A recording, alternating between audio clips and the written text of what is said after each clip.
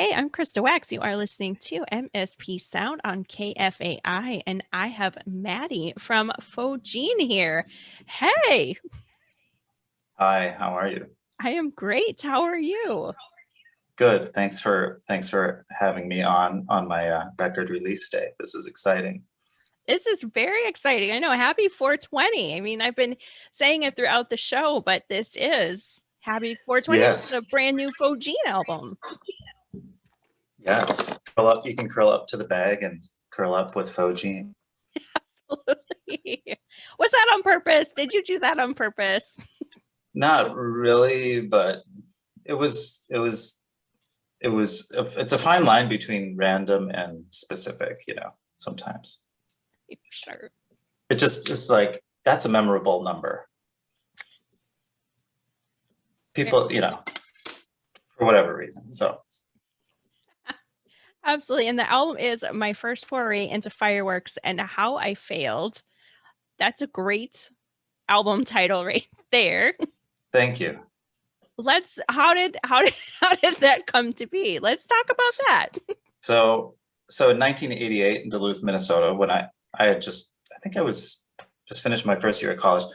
It was supposed to be like the biggest fireworks display ever in the city.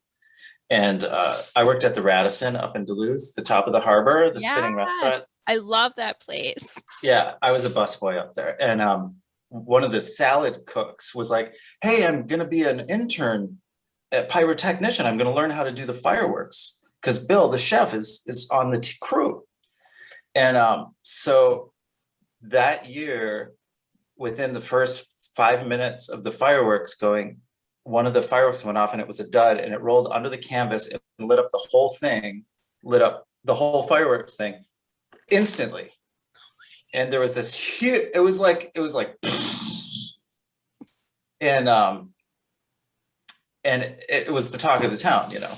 There were like cars had like holes shot into them because it was just like, and he told me the story, and I talked to a lot of people about their experiences, but he told me the story and he's like,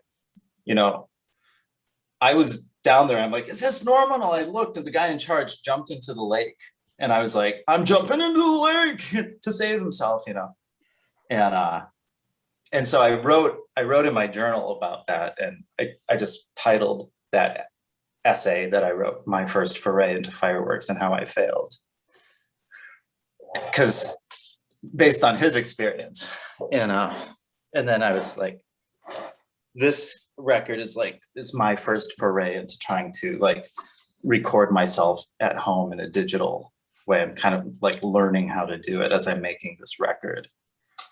Having gone from being in recording studios proper where there's somebody in charge of making sure that everything's EQ'd and here's where you hit, I'll punch you in here and that kind of stuff. So I was like, I just want to be alone in my closet here doing this, trying to figure it out.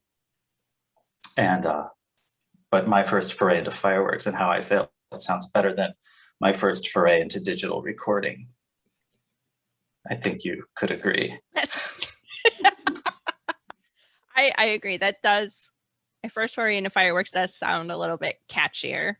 Yeah. For sure. And so that's where the title comes from. Wow, that is an incredible story. I feel like even though, I mean, you said you got it from someone else's story, I'm sure with Duluth and that you said everyone knew about this, it did feel like a story. It felt like mm-hmm. Yeah. Everyone knew about it. Wow. Well, I'm still obsessed with that. That's an incredible story. But let's talk a little bit about your first foray into home recording. It sounds amazing. The album sounds incredible. So I would never guess that you recorded this in a closet. Yeah. Let's talk about how did you do that? So I didn't, my band had kind of, I guess the Faux Jean band was sort of crumbling or, heading towards the sun in a certain way. And I got into limo driving and I did a limo driving gig for this guy. And then when it was time to pay me, he's like, hey, instead of, the $400, I could give you this Macintosh laptop. And I was like, does it have GarageBand on it? Yeah. All right, I'll take it. And I took it home, and I started recording before I even had a microphone. So I was just like recording into the microphone that's built in to the computer. And then eventually I was like, I should probably get a microphone to up the sonic level, And I just started recording these songs, and like some of them, like The Girl in Orange, the Faux Jean band had recorded down in Texas at a studio called Sweatbox Studios, and that never got released. It might still at some point, but I was like, I want to try to figure out how to do this myself so I can do these weird visions, and I'll sing all the falsetto parts and I'll do all the instruments and everything. And I just started doing it. I had a snare drum, played a lot of the snare drum with my fingers. But like on a song like The Bridge to Nowhere, the percussion is just like slapping on a dictionary into the built-in microphone, so it is pretty lo-fi. And then after I got all the songs done, and this is before my son was born, I took my computer over to Mike Wisty, from the Rank Strangers, Albatross Studios, and I was so paranoid about the lo-fi or the low quality that I took those digital files and bounced them off tape at his recording studio. And we just used an old 1/4-inch reel of tape that he had sitting around. And I think we were taped over like a Gricklegrass master or something. But if you listen at the end of the songs, it's like, you hear this sort of dusty, that's the sound of the tape, so yeah. And then when my son was born, I was like, still like listening to the mixes, like, can I release this? I don't know. Like, I don't necessarily want to put out a CD. I put out the Mongolian Invasion in 2008. And then I got married in 2009. All of a sudden I had kids, and I'm like, got these kids in the back seat, and I'm listening to these mixes, and I'm like, I don't know how to release this. I don't know if I want to send it out, and just kind of like putzed around. And then my wife got into a graduate program in Madison. So I left Minneapolis, so I procrastinated for 10 years in releasing it. And finally I was just like, I'm working on new recordings now. And I was like, I have to put this out before I start create, you know what I mean? I have the songs, I have the title of the album, and I have the artwork. So what am I procrastinating for? Like, okay, I'm not going to spend a whole bunch of money printing vinyl or CDs. I'm just going to put it up on digital and get it out there, because I have more stuff to work on, and I can't procrastinate for another 10 years. People are dying, They are. This pandemic is ending. We need this before, the next whatever. Yes. Yes. Oh, wow. Well, so it's out now. Well, yeah, 4/20 came out today. 4/20. And so it's on Bandcamp, it's on, all those streaming services. And I'm excited to have it out there. And it felt very weird I used to be pretty ambitious, trying to get gigs or trying to talk to the guy or find, whatever. So it's kind of weird to be like reaching out to people like you, like, hey, I've got this thing, like this feels kind of weird, but it's also like my brain kind of got back into that mode for a couple weeks, and it's fun in a certain way, but I'm also looking forward to focusing on recording the new stuff again, because I'm very excited about that as well. But I'm also excited about the Summer of Hate. Yes. Me too. That's a great track. Thank you. Yeah. You're too kind.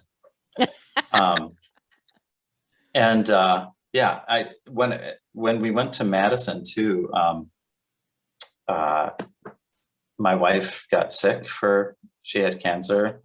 She had 2 rounds of breast cancer. So I was definitely kind of more in Mr. Mom and raising kids and taking care of people mode, you know? So she has beaten that. So she's been clear since 2018. And she got a job in California. So we moved out to California, where this was my first winter ever without ice and snow. So it was good. So in Madison, I went back to school at Madison Area Technical College and learned how to do video and animation and some audio stuff. And so that's kind of what I'm doing now. I'm trying to sell myself as a singing cowboy / digital storyteller. So if you want to hire me, look me up. Look Matty up for all of your digital needs. Yeah. I don't know. Maybe I didn't say that right. I can tell your story for you. But it was good. It was interesting to go back to school. I did my undergrad at UW-Madison, and suddenly 25 years later, I'm back living in student housing in the dorms, you know, like, because my wife was a grad student. So we got into the I'm like 25 years after I graduated, I'm back in the dorms. I live about 12 blocks from my old dorm room, except now I have 2 kids and a wife. And I don't know how to put this record out. So yeah. So a lot's happened. Yeah, a lot has happened. Yeah. But I really do miss just being at the Clown Lounge 4 nights a week. But everybody misses being at the Clown Lounge 4 nights a week, you know? So I hope to get back there at some point, but probably not going to happen for a while. Yeah, that'd be awesome. But back. Yeah. Yeah, but our like I said, with my wife's illness, which was kind of like 2015 to 2018, and then you're sort of coming out of that. Sort of like our quarantine we started hoarding hand sanitizer in 2015. So, you know, like every room has hand sanitizer, you know, because of like with chemo and your immune system is weakened and that sort of thing. So, I kind of feel like when the quarantine showed up, it's sort of like, well, this is just kind of the way we've been living anyways. We've kind of been in this weird bubble, you know? And I'm not trying to minimize it, but it's like being in California. I mean, I'd say we moved here right like 3 months into the pandemic in June. Okay. And I don't know what anybody looks like here. You know what I mean? Right. It's just like one of your coworkers takes their mask off and it's like, that's what you look like, you know, or I didn't know you looked like that. I wouldn't guess that's what's under your mask. Yes. I did not know you had a mustache. Your eyes are smiling and then you take that off and it's like, you know. So. Wow, what an interesting time. Yeah. Yeah. And you're definitely not minimizing quarantine. It's like you already know it. You could tell us. Yeah. You could have told us a story about it when it started. You could have told us how to do it. That might be on the next record because, like I said, my first foray into fireworks and how I failed is these recordings I've been sitting on,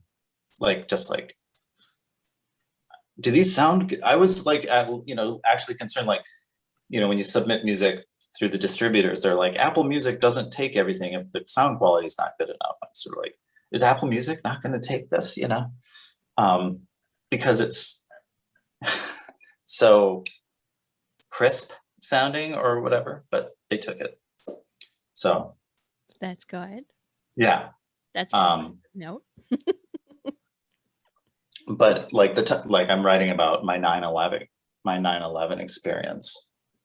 Like the song "You Can Sing in Your Underwear" is I'm you know, for 9/11, I was on a river rafting trip down the Grand Canyon, and I missed the whole 9/11 because there was no cell phones, there was no TV, and I ended up giving a concert in my underwear, but it's a long story. Yeah, so it's or like the Bridge to Nowhere. When I was driving a town car, I kept a journal and just wrote poems every day. And that song is just 4 different poems that I wrote that have no relation to each other, but they're just kind of about the bridge to nowhere, you know. But this new one is the new stuff that I'm working on it has moved past 9/11. So we'll see what I start yakking about now. Well, that's exciting. I'm really happy to hear that this is kind of like the teaser album where we're getting something and then something else is coming. Like I'm supposed to act really excited about this one, but it is kind of a teaser. It's just that, hey, I'm still around. I'm making music. Yeah. Hey, everybody. I mean, I was ecstatic to get your email saying there's Faux Jean music. I will set the scene for people. I woke up Monday morning. It's Monday morning. It's like every work day is Groundhog Day during quarantine. I was like, here we go again. It's Monday. And I opened my emails and there is something from Faux Jean. And I thought I was being punked. I was like, who in my past knows about my deep obsession for Faux Jean? And I don't think anyone could really punk me with this. I think I've lost contact with the people who did know I had the obsession. So it was just so fun to get that email from you. Yeah, thank you. Yeah, most of the people that you knew from the Faux Jean era, you only had their Hotmail accounts. Yeah, right? Yeah. It's like I've started the Faux Jean email list again, and Grinder, who was our drummer in Faux Jean, he was kind of like the email list master. And he's like, all right, here you go. Here's the list. It's a lot of Hotmails in there, a lot of bitstream.net and AOL. AOL. There's still some AOLs, and but we're building it back up. You can, I think, so my email now is fauxjean.substack, or it's substack.fauxjean.com if you want to sign up for the newsletter, we're calling it now. Okay. It's free. Of course it's free. Should be free. That is good to know, because who knows? Yeah. Who knows what's happening in this digital world we live in? Mm-hmm. You might start charging for a newsletter soon. I'd say I'm cognizant of that. So far, the quality is free quality.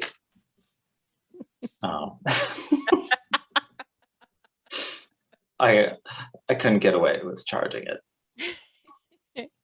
Not yet. We're still in the acquaintance space. Right. Exactly. Well, I know we talked about this before we started here, but at the first time I saw y'all was probably Faux Jean was like 2002. Do you remember you remember the show? Yeah. I saw you open for the Suburbs, and it was at First Avenue. It was incredible. And I'm going to say it was 2002. Okay. Yeah. That was, I know, it's like somewhere between 2002, 2004. But I got this awesome button, and anyone that's listening, I'm sorry, but you can also find this on the YouTube page, the I Love Fake Denim button, which I still have from that show. I mean, I love it. I loved wearing it, and I love that people would read it and be like, I love fake denim. Like, Krista, what are you doing? Like, what are you into now? What does that really mean? I'm like, it's a Faux Jean. Hello. They're amazing. Thank you. Thank you for your support. My pleasure. I love that button. I still love it. I mean, I still have it. There's no way I could get rid of that button. It means a lot. Yeah. And as I said earlier, Jean Dax, that was his faux name, Jean Dax, which is supposed to be like Jeanne d'Arc, which is Joan of Arc. Jean Dax, our keyboardist, designed and made those. And I'm glad he did. Me too. Because they're in people's drawers somewhere right now, reminding them, oh yeah, there was this band. Like this awesome band. Mm-hmm. Yes.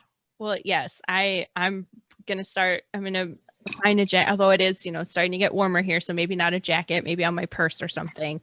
Sure. Start re-wearing it, and I can't wait to get Krista, what is this? What are you doing? Comments, because I mean, I get that no matter what I do from my friends. So yeah, I'm used to defending my whatever it is I'm into and talking nonsense about. They're used to it. Amen. Amen. Oh my gosh. Well, Matty, so you're recording new music. This has been this teaser album, my first foray into fireworks, has been kind of lingering for a while. I'm so glad that you put it out. Thank you. Why 2021? I mean, I know, well, actually, you did just say because you want new music to come out, but I mean, well, yeah, I started when we left Madison, or I started working on this one song in Madison, and I'm just like, oh my God, this sounds good. This is, yes. And I'm like, I'm getting the vibe, I'm getting the sound back. And I'm like, all right, I have this song and I want to do this one too. And I want to do this one. But it's like, I'm like in bed at 9 o'clock every night so I can wake up with my kids in the morning. And, you got to really find the time and everything. But I'm like, okay, the machinery is up and running again. And I have a workflow, and the place that we live now, I can be in the basement and play guitar and not wake everybody up and yada, yada, yada. So, yes, I'm going to focus on that. But I also have to do honor to these songs that I created because I love them too. And I was just kind of like, why haven't I done? I got the artwork. I went up to my in-laws' cabin and had somebody photograph me setting off bottle rockets that was like 3 years ago. It's like, can't look. In the olden days, it's like 6 months passes and it's like, oh my God, the world has completely changed. You know what I mean? And now I'm just like, there will be time, but oh yeah, you gotta get the stuff out there, or it'll die on your hard drive. We don't want that, or whatever. I mean, I feel like I was just talking to a friend about they're asking for something, and I said, yeah, I think I have it on a floppy disk somewhere. Yeah. So yeah, before the hardware changes, we got to get that stuff out. Mm-hmm. Yeah. And the laptop that I got for driving the limo for that gig, I still have it, but the screen is broken and I have to rig it up to something else if I want to see what's on there. It's in a cardboard box in the garage, yada, yada, yada. So yeah, it's a dinosaur. And I still have in that same cardboard box, I still have my 4-track cassette recorder and all my 4-track tapes. So I am planning on doing demo, a really like the Mongolian Invasion, which I put out in 2007 as a cassette. And then 2008, Isaac Becker, who owns the 112 Eatery, who was my boss and employer, he paid to like produce it as a CD in 2008. So that was my last release, but that was all cassette recordings. And I, you know, people argue about analog versus digital, and I love this tape sound and all that jazz, but and I love electromagnetism, but I'm okay with digital too. You know, people always say, "Oh, the warmth" or whatever. You know, like vinyl sounds warm, and it's like, well, yeah. Once the vibrations are coming out of the speaker, as long as you capture it well on digital, you're okay.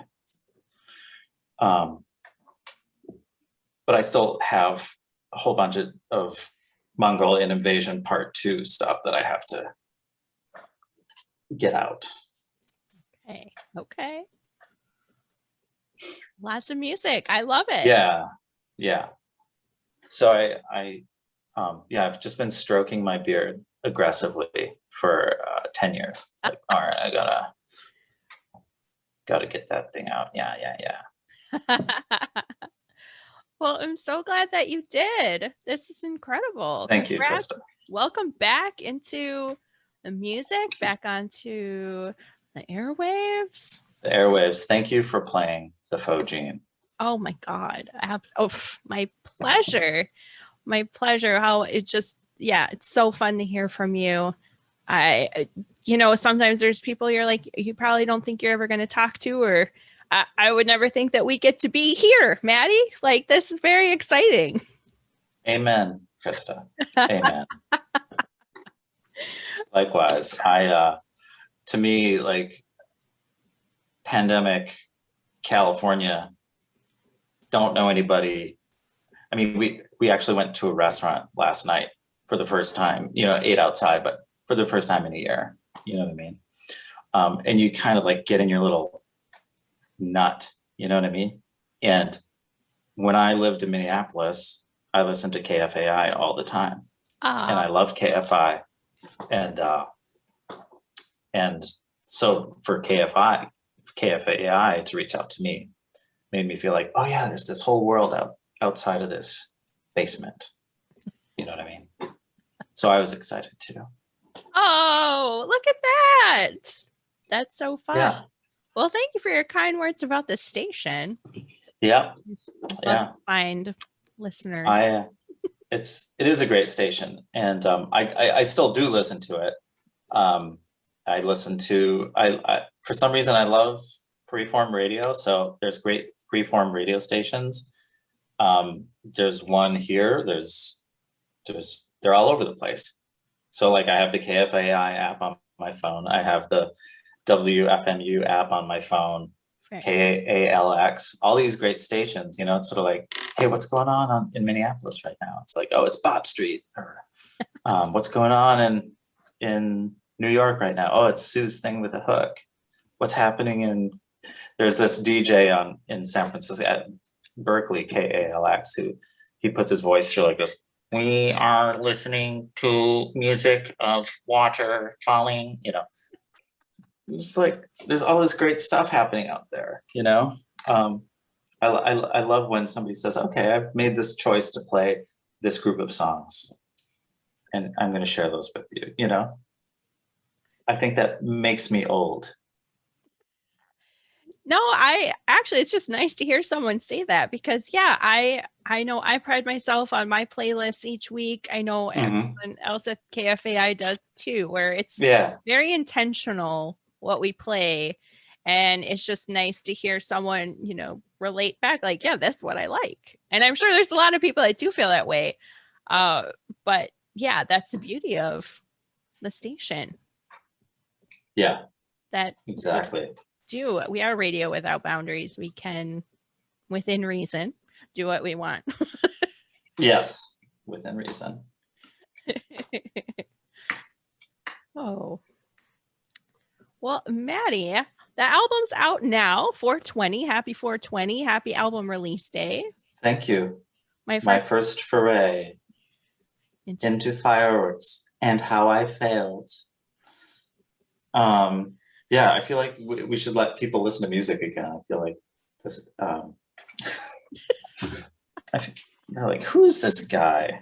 This Californian dude taking up the Minneapolis airways. Like, Krista, your show is local music. What are you doing? But no, I'm a Duluth person.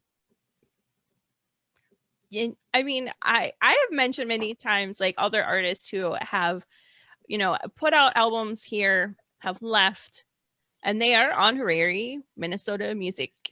Yes. Well, like, I will say that, and you are definitely, and I have the button to prove it. Mm-hmm. And my family is my parents are still in Duluth, and some of my siblings are still in Minneapolis. So, and my bandmates too. So, except Jean Dax. Jean Dax is in Washington, D.C. And I think Faux Wayne is in St. Cloud, but Jean Angel, God, she might even be in Evelyn now. Maybe everybody's spread out. Grinders in Minneapolis. But yeah, Gene Wires in Minneapolis. And I might wind up back there. My wife being an academic, if the University of Minnesota decided they really wanted her, we might head back that way. Ooh. Well, very exciting. So if you know anybody at the University of Minnesota that wants an education researcher, yeah. Good to know. We're putting it out there. Putting it out there in the universe. But for now, California is very nice. It was nice to on Christmas Day, walk out in a t-shirt and walk the dog and be like, this is insanity. Can't believe I live here now. This is so weird. No snow to shovel, but I feel like I'm kind of soft. And I actually, a long time ago, wrote a song about like people who move away from Minnesota to escape the weather and the harsh reality that it is. And now I've become that caricature that I mocked in that song. So how about them apples?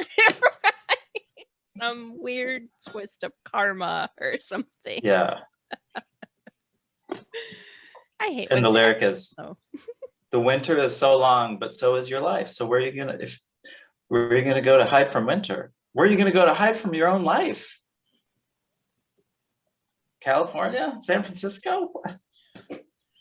No. Anyway, so enough of my poetry. It's lovely. That's lovely. Thanks.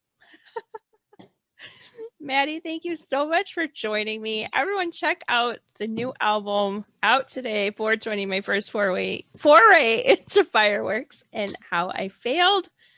Woo, very exciting. Matty, I can't wait to catch up with you with your next round of new music. Hopefully. Thank you. Sooner than in.